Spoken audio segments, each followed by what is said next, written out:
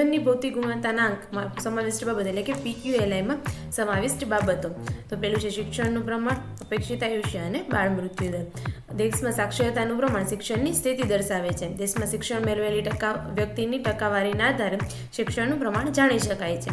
ત્યારબાદ છે અપેક્ષિત આયુષ્ય. બાળકના જન્મ સમયે તે કેટલા વર્ષનું આયુષ્ય ભોગવશે તેની અપેક્ષાને અપેક્ષિત આયુષ્ય કહે છે.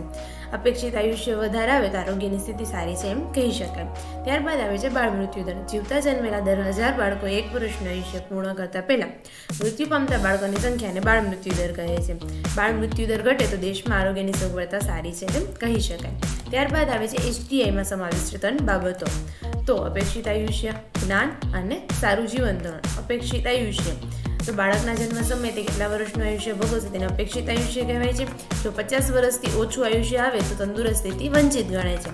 તેવી જ રીતે જ્ઞાન, તો જ્ઞાનમાં અહીં 2 બાબત ધ્યાનમાં લેવાય છે: સ્કૂલિંગના સરેરાશ વર્ષો અને સ્કૂલિંગના અપેક્ષિત વર્ષો.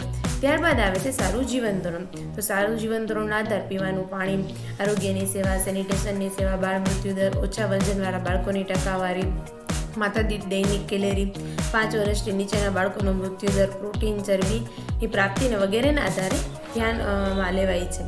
જીવન ધોરણનો આધાર માથાદીઠ કાચી રાષ્ટ્રીય આવક અને શ્રમ ખરીદ શક્તિના ધોરણે વપાય છે.